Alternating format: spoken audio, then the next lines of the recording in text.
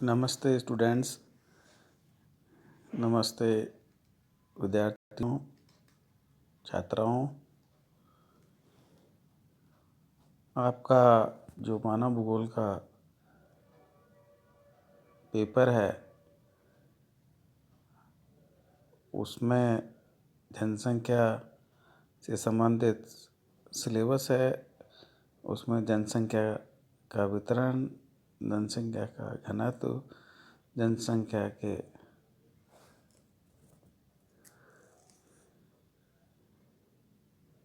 विश्व वितरण, जनसंख्या को प्रभावित करने वाले कारक, इस तरह से विभिन्न प्रकार के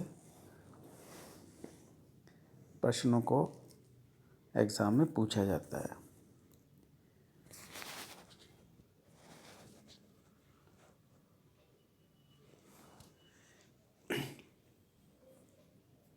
आप जानते हो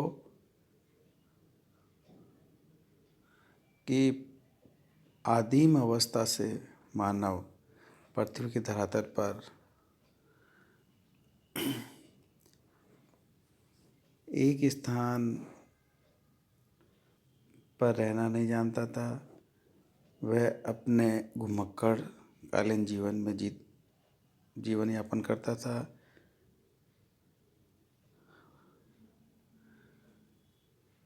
लेकिन जैसे जैसे सभ्य होता हो गया मानव, वैसे वैसे ही वह घुमक्कड़ जीवन से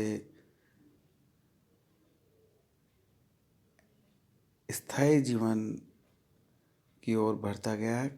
जैसे जैसे वह उसकी आवश्यकताएं बढ़ती गई, वैसे वैसे ही वह उनके खोज में निकल गया। खोज में निकलता हुआ उसने कृषि का भी इसी तरह से कंदमूल, और पहले तो इनको के आधार पर भोजन में होते थे। धीरे धीरे वह सभ्यता की और संस्कृति को विकसित करते हुए कृषि की ओर बढ़ा। और प्राचीन काल के जो ईसा से 8000 से 9000 वर्ष पूर्व की जो सभ्यताओं को देखते हैं हम, मेसोपोटामिया की, सिंधु घाटी की सभ्यताएं, ये सब वो सभ्यताएं हैं जिससे मानव बहुत पीछे था, पिछड़ा हुआ था।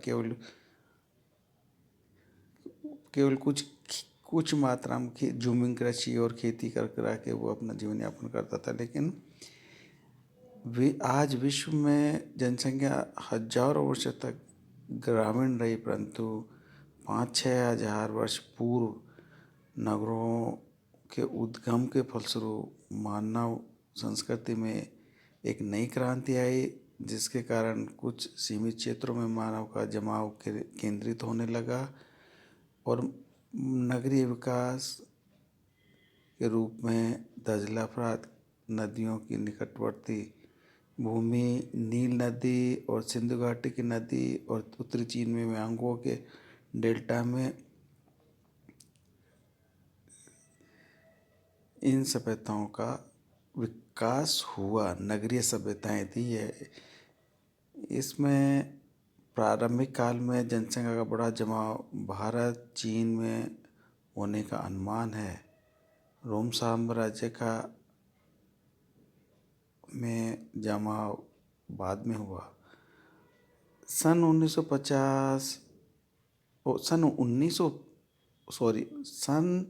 1650 तक तो विश्व की लगभग 60% जनसंख्या पूर्व और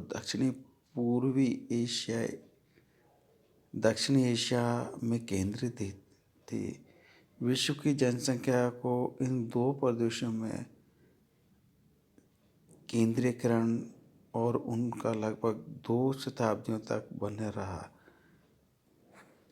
विश्व जनसंख्या के भूगोल को देखें उठाकर हम, तो जनसंख्या का जमाव उत्तरी और पूर्वी चीन, दक्षिणी जापान, भारत, भूमध्य सागरीय तट, पश्चिमी और मध्य यूरोप, इन में हुआ। सघन जनसंख्या के छोटे क्षेत्रों नील घाटी की मेसोपोटामिया और भूमध्य सागरीय क्षेत्र में केंद्रित थे। कुछ ऐसे ही लैटिन अमेरिका में भी, मैक्सिको और मध्य अमेरिका और बोलिविया में भी जनसंख्या घनत्व के क्षेत्र विकसित है। जितनी भी जनसंख्या घनत्व प्राकृतिक जो सुख सुविधाएं प्रकृति ने दी थी, जो कि नदी घाटियों में और समुद्र के तटवर्ती क्षेत्रों में जनसंख्या जाकर निवास होने से अधिक घनत्व हुआ। मानव की आवश्यकताएं, कृषि उत्पादन, कृषि से उद्योग, उद्योग से व्यापार वाणिज्य और व्यापार वाणिज्य से परिवहन, परिवहन से वर्तमान जो परिप्रेक्ष्य है वो इस तरह से सुविधाओं का विकसित होते के साथ ही व्यांगो, यांगसिटी क्यांग, सेक्यांग, गंगा, सिंधु, सतलज, ये जितनी भी नदी घाटियाँ हैं, इनमें इनके जो मैदान है वहाँ जनसंख्या का जमाव बहुत केंद्रित हुआ। इसके अलावा कोयले के क्षेत्रों में और औद्योगिक क्षेत्रों में भी जनसंख्या बहुत घनत्वता के साथ फैलती गई। 20वीं शताब्दी में जनसंख्या का जमाव और अधिक सघन हो गया। 1963 में विश्व की जनसंख्या 56% जो थी एशिया में निवास करती थी। शेष 21.4 जो वो यूरोप, 6.6 उत्तरी अमेरिका, 8.5 अफ्रीका, 6.9 दक्षिणी अमेरिका और 0.6 ओशनिया में मतलब ऑस्ट्रेलिया में निवास करती थी। 1980 में के आंकड़ों के बाद धीरे धीरे यह घनत्व बढ़ता गया और आज हम विश्व की जनसंख्या का वितरण क्षेत्र से दृष्टि से देखें तो असमान है और गोलार्धों की दृष्टि से देखें तो उत्तरी गोलार्ध में विश्व की जनसंख्या का घनत्व 95% निवास करता है। नई दुनिया में उत्तरी और दक्षिण अमेरिका है, वहाँ 72% जनसंख्या विषुवत रेखा के उत्तर में और उत्तरी अमेरिका में मिलती है, जबकि पुरानी दुनिया में लगभग 94% जनसंख्या का निवास मिलता है। मध्यवर्ती उत्तरी गोलार्ध में मध्यवर्ती अक्षांशों की 80% जनसंख्या निवास करती है। अगर वर्तमान संदर्भ में हम तटवर्ती क्षेत्रों को उठाकर देखते हैं तो जनसंख्या अधिक निवास करती है। उत्तरी गोलार्ध में मध्यवर्ती अक्षांशों की 80% जनसंख्या समुद्र से 960 किलोमीटर से भी कम दूरी वाले क्षेत्रों में रहती है। लगभग 66% और 480 किलोमीटर से भी दूर कम दूरी वाले क्षेत्रों में रहती है। अफ्रीका, अमेरिका के जो क्षेत्र हैं जिसमें तो भीतरी भागों में और तटीय भागों में जनसंख्या में अंतर है और भी अधिक विषमताएं पाई जाती है। सूखा, शीत पड़ने या वाणिज्य के क्षेत्रों से दूर होने से अधिकांश भीतरी भाग कम घनत्व से बसे मिलते हैं, किंतु मध्य यूरोप इसका अपवाद भी है। यहाँ ऑस्ट्रेलिया से काफ़ी छोटा है। यहाँ अत्यंत शीत वाले क्षेत्रों में मरुस्थल कम है। सभी तटीय भाग मानव को आकर्षित नहीं करते हैं। ध्रुवीय और अर्ध ध्रुवीय किनारों पर अत्यधिक कठोर शीत होने के कारण और अफ्रीका, मध्य पूर्वी और ऑस्ट्रेलिया में मरुस्थलीय विस्तार होने के कारण जनसंख्या कम निवास करती है। जनसंख्या की दृष्टि से धरातल पर देखें तो बसे हुए क्षेत्र और बिना बसे हुए क्षेत्र दृष्टिगत होते हैं। बसे हुए क्षेत्रों में 3 क्षेत्र माने गए हैं: पूर्वी और दक्षिणी पूर्वी एशिया, दूसरा उत्तरी पश्चिमी यूरोप, तीसरा उत्तरी पूर्वी अमेरिका। पूर्वी और दक्षिण पूर्वी एशियाई जो क्षेत्र हैं उनमें खेती पर आधारित जनसंख्या का जमाव, जिसमें भारत में गंगा की निचली घाटी और डेल्टाई भाग, सतलज, सिंध और ब्रह्मपुत्र के मैदान में, इसी तरह से चीन में ब्यांगो,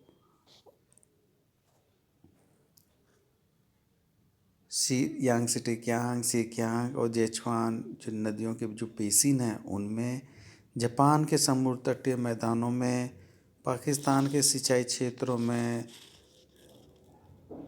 और गांवों में अत्यधिक जनसमूह निवास करता है। इस जनसमूह में विश्व की लगभग 6% जनसंख्या केंद्रित है, क्योंकि यह बहुत ही उपजाऊ क्षेत्र है। कृषि यहाँ अर्थव्यवस्था का मूल आधार है।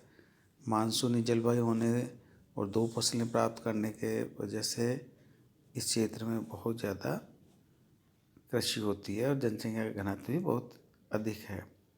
अनेक प्रकार की उद्योग और वाणिज्य और गतिविधियाँ भी होती है। दूसरा है उत्तरी पश्चिमी यूरोपीय जनसमूह। इसमें 50 डिग्री उत्तरी अक्षांश के सहारे स्थित वह क्षेत्र पूरी लंबी मेखला, जिसमें ब्रिटेन से लेकर रूस में डोनेल्स के जो बेसिन है वहाँ तक फैली है। यही क्षेत्र वास्तव में यूरोपीय जनसंख्या की धुरी है। इसमें Britain, Germany, Netherlands, Belgium, France, Poland, Italy, Spain, ये सारे देश सम्मिलित हैं। यहाँ की आर्थिक आधार जो है उद्योग है, वाणिज्य है और व्यापार पर निर्भर है।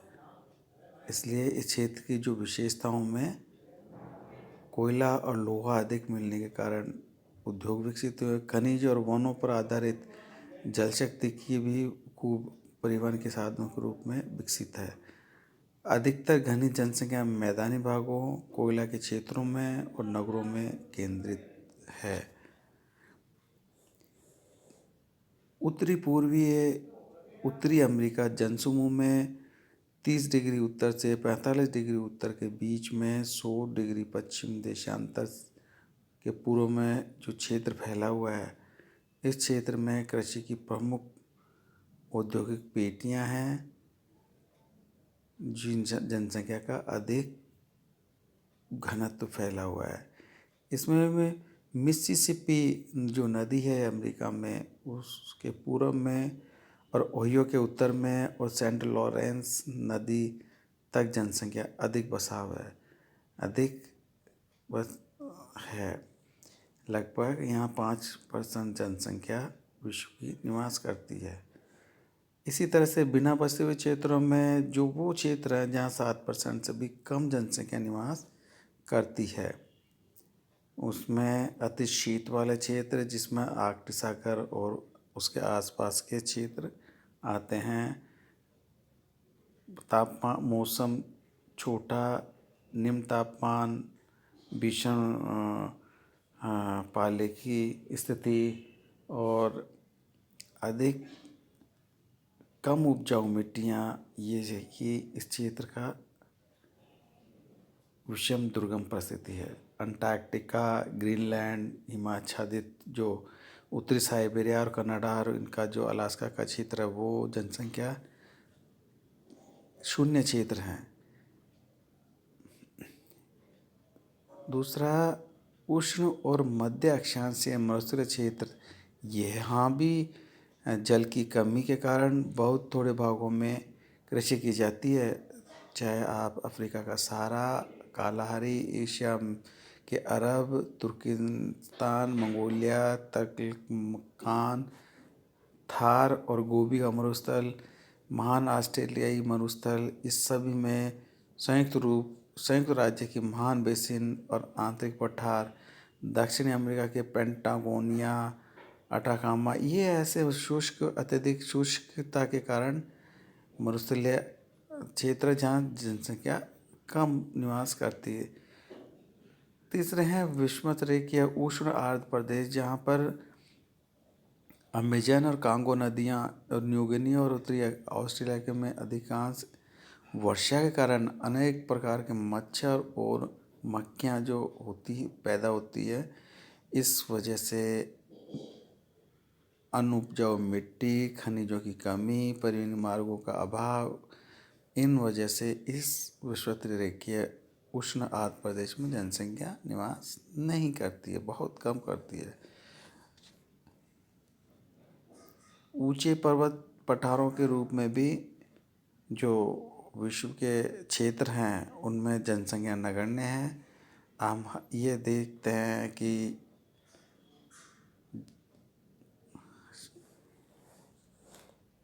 कहा जाता है कि कम जनसंख्या के प्रदेशों में शुष्क और शीत प्रदेश, गर्म और अर्ध दलदलीय भूमि, क्षेत्रीय हिमालय के रॉकीज, आल्प्स, एंडीज दुर्गम क्षेत्र हैं।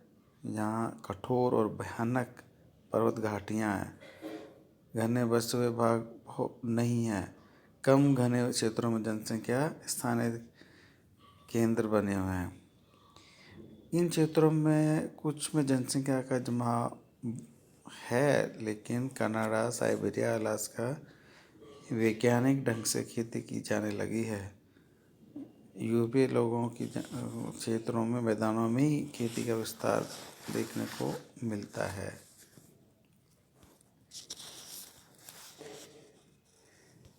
इसी तरह से हम जनसंख्या के क्षेत्रीय वितरण में जो भारत का जनसंख्या का क्षेत्रीय वितरण है उसमें देखें तो भारत की घनी जनसंख्या वाले क्षेत्रों में उत्तर प्रदेश, दिल्ली, बिहार, पश्चिम बंगाल के मैदानी भागों में औसतन घनत्व 500 व्यक्ति प्रति वर्ग किलोमीटर से कहीं कम नहीं है, ज़्यादा ही है।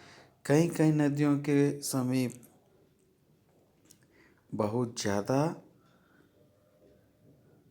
1000 व्यक्ति प्रति वर्ग किलोमीटर से भी अधिक निवास करते हैं। उत्तर में पंजाब के महेंद्रगढ़ से लेकर दक्षिण में तमिलनाडु राज्य के नीलगिरी और पूर्व में संथाल परगना मतलब झारखंड से लेकर पश्चिम में अरब सागर तक मध्यवर्ती पठारी भाग का औसत वहाँ 500 व्यक्तियों तक ही सीमित है।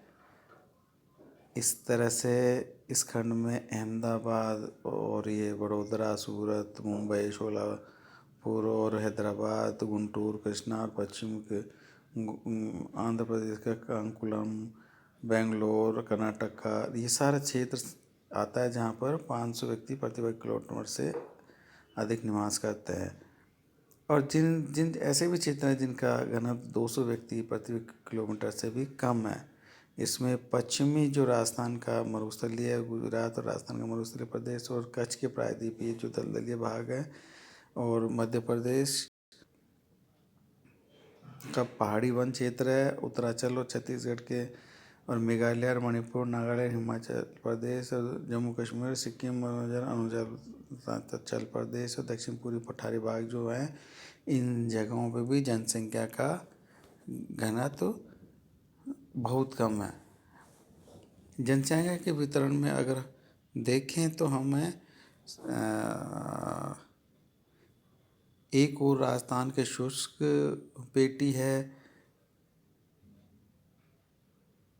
असम की पहाड़ियाँ और दक्षिण के पठार पर अधिकांश भागों में जनसंख्या का सामूहिकरण कम है। वहीं दूसरी ओर नदी घाटियाँ जो हिंदुस्तान में नदी घाटियों और समुद्र तट के जो कि तटवर्ती मैदानी क्षेत्र हैं और खनिज जहाँ अत्यधिक मात्रा में मिलते हैं और औद्योगिक केंद्रों में जो आवश्यकता से अधिक जमाव जनसंख्या का देखने को मिलता है। ऐसे क्षेत्रों में जिनका औसत घनत्व प्रति किलोमीटर 200 व्यक्ति के समान या उसके ऊपर है, वे गुजरात के तट से संपूर्ण पूर्वी तट होते हुए पश्चिम बंगाल तक फैले हुए हैं। जहाँ कहीं बीच में पहाड़ी भाग आ गए वहीं औसत क्रम टूट गया। बाकी तटीय प्रदेशों में छोटे उपजाऊ और कछारी जो मैदान का घनत्व है अधिक है, तो जनसंख्या भारत के 67% निवास करती है। और भारत की 67% जनसंख्या कृषि पर निर्भर है, इसलिए कृषि प्रधान क्षेत्रों में जनसंख्या औसत से भी अधिक निवास करती है। जनसंख्या वितरण को देखते हैं हम भारत में, तो घनी जनसंख्या भारत के 19 भागों में पाए जाते हैं, जहाँ उपजाऊ कछारी मैदान है, जहाँ सिंचाई की सुविधा है, जहाँ अच्छी वर्षा होती हो, जहाँ वही निवास करती है। इसके विपरीत जहाँ न्यूनतम जनसंख्या शुष्क और पहाड़ी भागों में पाई जाती है, जैसे बीकानेर, जैसलमेर, मिकिर, उत्तर की जो कछार पहाड़ियाँ, वो इनमें जनसंख्या घना तो कम पाया जाता है। दक्षिणी के जो केरल और जनसंख्या का बहुत घना हुआ राज्य है, वहाँ का जनसंख्या का औसत घनत्व तो सबसे ज़्यादा 819 व्यक्ति प्रति वर्ग किलोमीटर है, किंतु कई भागों में औसत 700 भी अधिक पाया जाता है। जनसंख्या के घनी होने के कारण मुख्य कारण ऊंचे तापमान, अच्छी वर्षा का और शुष्क मौसम बहुत छोटा होता है। इस कारण से वहाँ चावल 3 फसलें पैदा होती है, और चावल पैदा नहीं होती है तो वहाँ नारियल कुंज पाए जाते हैं, और तापमान और वर्षा की ऐसी दशाएं ऊंचे घनत्व के लिए आदर्श है। इसलिए इस क्षेत्र में जनसंख्या निवास ज़्यादा है। पश्चिम बंगाल में भी तटीय भागों में देखें तो ऐसी ही दशाएं मिलती है। हुगली से दूर पश्चिमी क्षेत्रों में भी इस तरह की दशाएं मिलती है। Thank you. जय हिंद, जय भारत।